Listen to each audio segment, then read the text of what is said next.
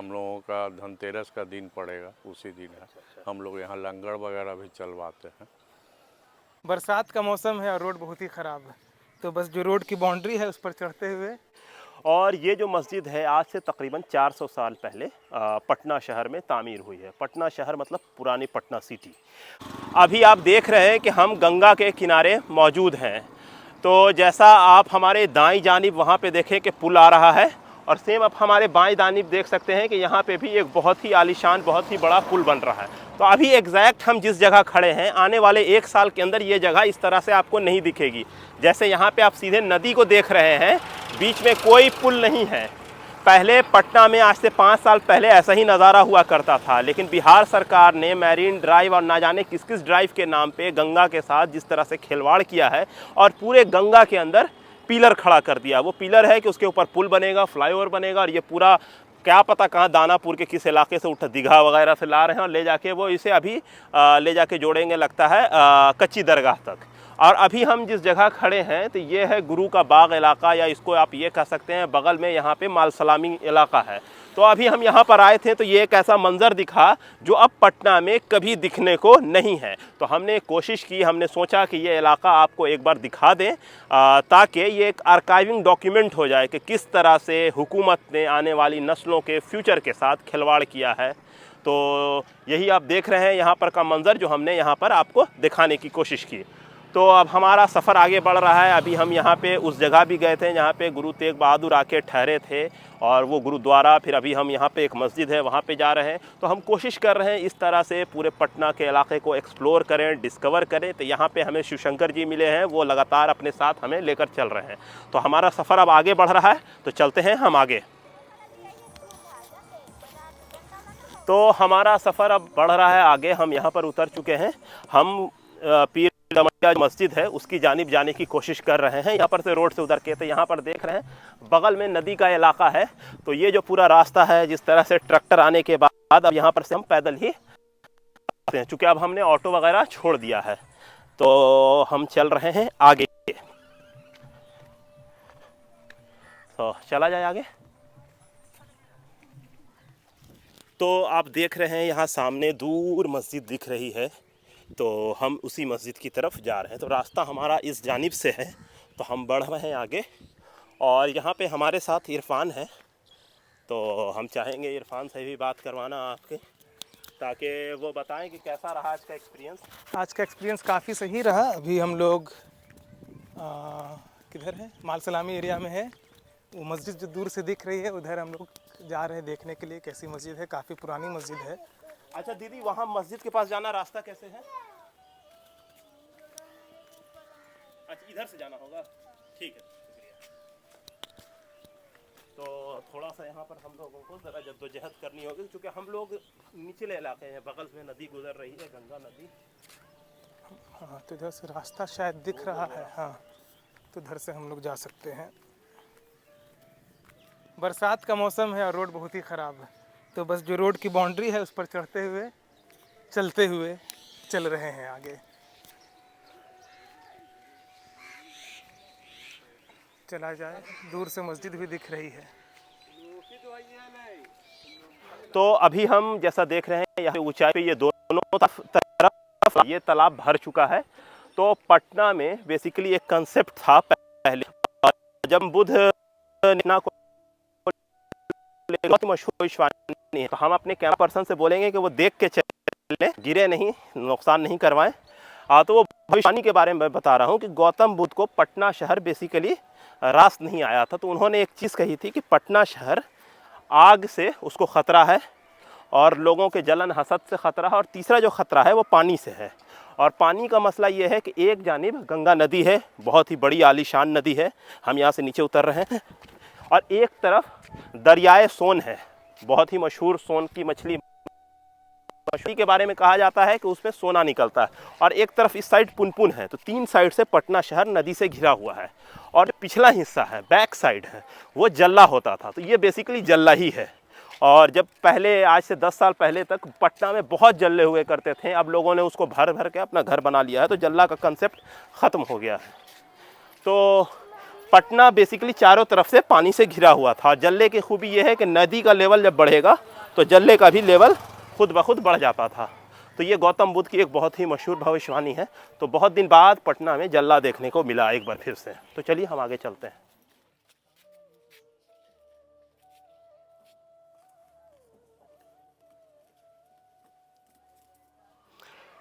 तो ये देखिए हम इतनी ऊंचाई पे आए हुए हैं, तकरीबन 1 फ्लोर से ज़्यादा ऊंचा है ये।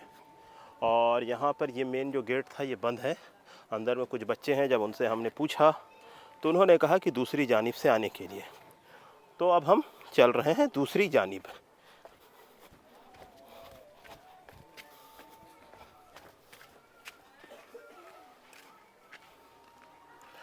तो ये आप देखिए पीर दमड़िया की वो खूबसूरत, शानदार, नायाब और बेहतरीन मस्जिद। काफ़ी पुरानी मस्जिद है, मुग़ल बादशाह जहांगीर के दौर में बनी हुई ये मस्जिद है।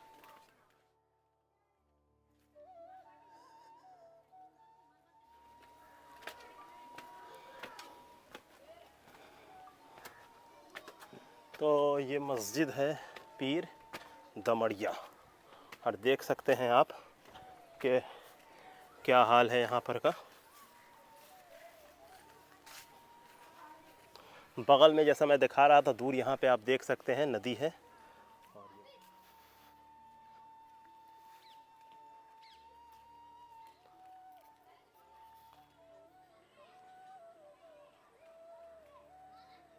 हम जहाँ पे खड़े हैं, तो ये जो कैंपस है ये मस्जिद पीर दमड़िया कहलाती है, और ये काफ़ी ऊंचाई पे ये मस्जिद मौजूद है।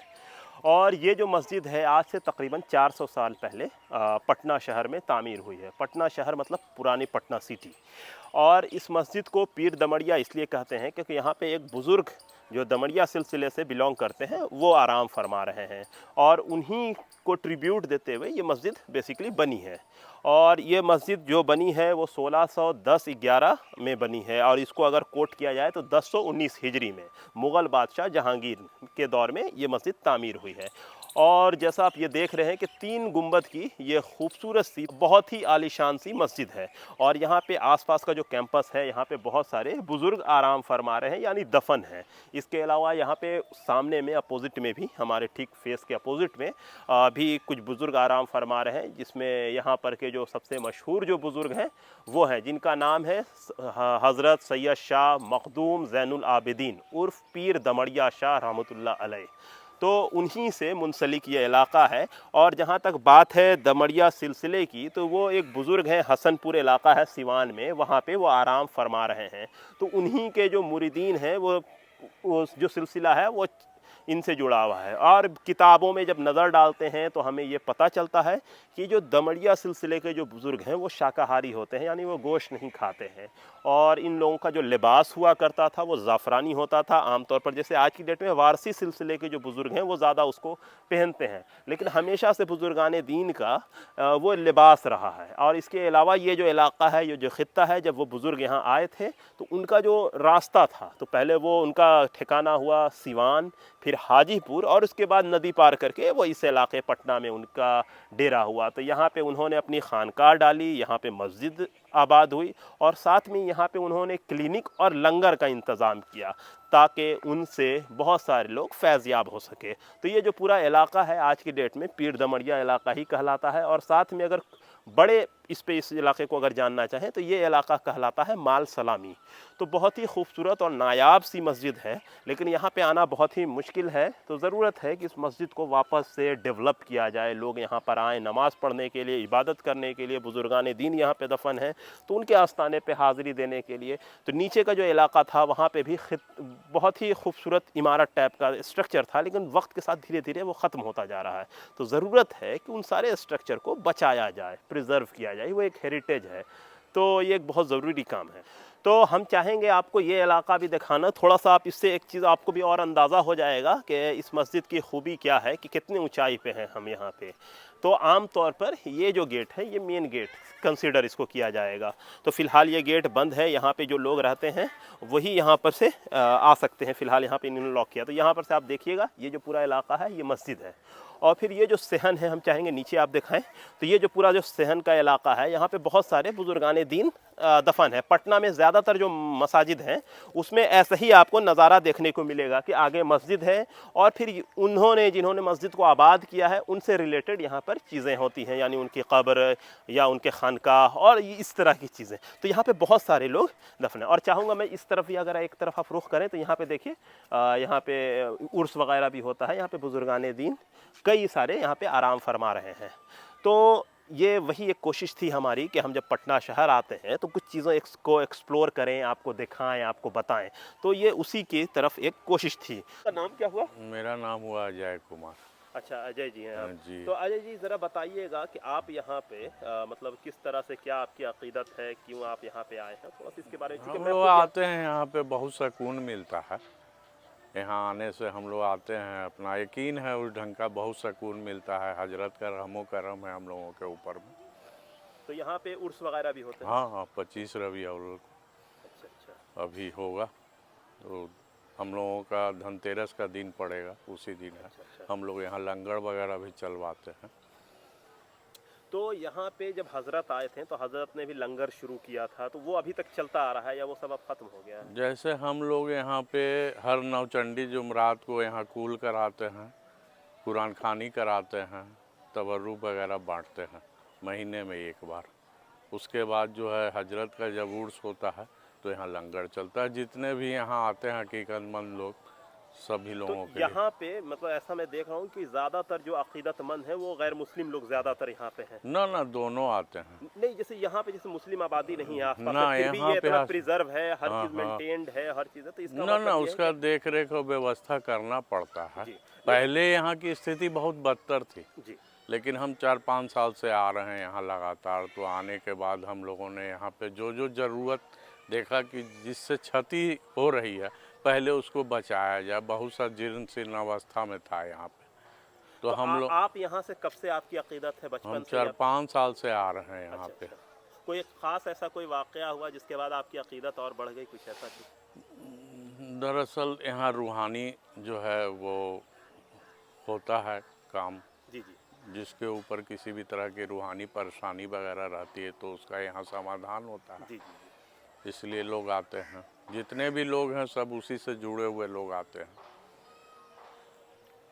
तो यहाँ पे मेनली क्या क्या परेशानी आज के डेट में है? क्योंकि जैसे अभी हम ही लोग आ रहे थे तो बड़ा पूछ के आना पड़ा, गली गली में अंदर अंदर करके आए, तो ऐसा ना नहीं? ना, जैसे आप चूँकि अननोन है इसलिए आपको जो है दिक्कत हुआ, लेकिन ये स्ट्रेट रास्ता है। मलसलामी उतरिए और सीधा स्ट्रेट गली चली आती है। थोड़ा सा एक आध दो जगह मोड़ है, बाकी कहीं कोई दिक्कत नहीं है। तो अभी जैसे यहाँ पे और कौन कौन से बुजुर्ग यहाँ पे आराम फरमा रहे हैं, कुछ अगर आपको idea हो? जैसे कि एक बुजुर्ग हैं, आइए हम आपको दिखाते हैं, आइए। तो आपका किस चीज़ का काम है? हमारा बिजनेस है। अच्छा अच्छा। तो आप पटना सिटी के ही रहने वाले? हाँ, हम यहीं पे रहते हैं।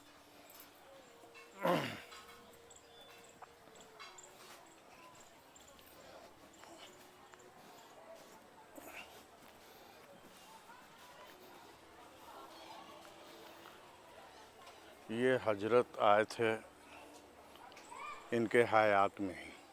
अच्छा अच्छा। तो इनका इसमें एक लेख लिखा हुआ है इस पत्थर पे, ब्लैक वाले पे, जी जी।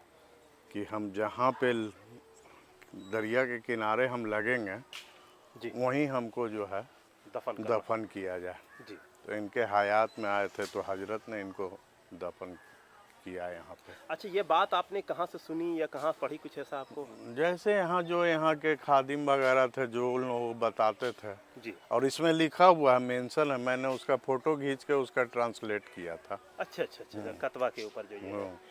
तो नहीं, बहुत शुक्रिया आपका।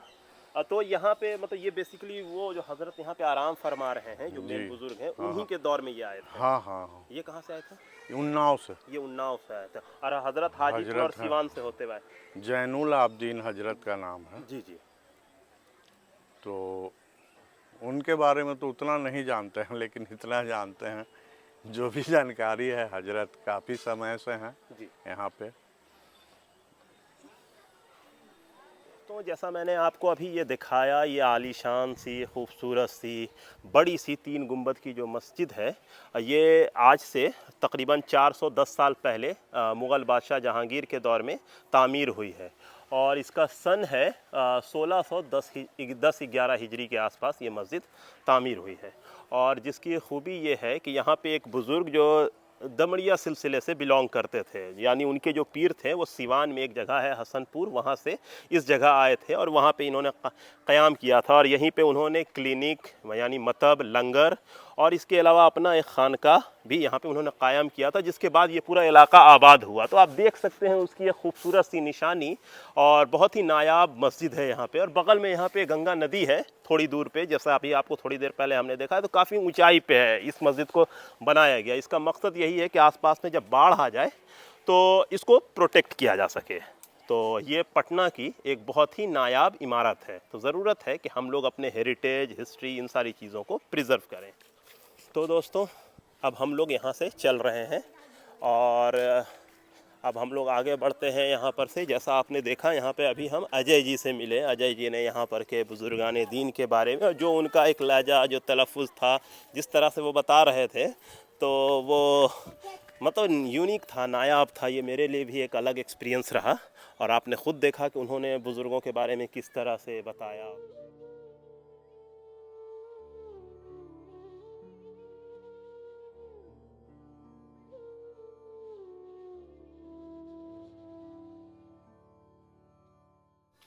ये अब तो कचरा हो गया, इसी बक्सा से चोरी की है। यहाँ तो लेना। अच्छा, इसी में कदम रसूल था। जी। अच्छा अच्छा अच्छा, तो ये किसी ने चोरी कर लिया। चोरी कर लिया क्या, गरीब बाप कमेटी आई, उसको हमला ख़त्म हो गया। तो ये खानका कितने साल से आबाद नहीं है? ये तो करीब लगभग हो गया 20 हो गया। अच्छा, उसकी वजह मतलब लास्ट कौन यहाँ के ये थे? लास्ट में ये साहब थे। अच्छा अच्छा। उसके बाद फिर कहानी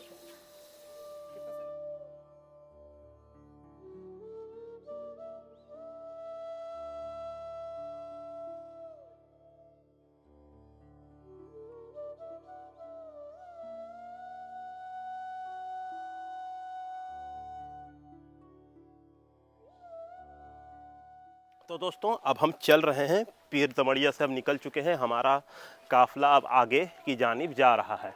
तो ये जो है बिहार राज्य सुन्नी वक्फ बोर्ड के अंडर में आता है। रजिस्ट्रेशन नंबर है PT 3350 पटना। और लेकिन बहुत बुरा हाल है, वक्फ बोर्ड क्या पता क्या करता है, हम समझ में नहीं आता। तो चीज़ें ऐसे ही हैं। तो ये जो मेन गेट था, हमने यहीं पर से जाने की कोशिश की थी, लॉक था, तो उस तरफ से हम गए।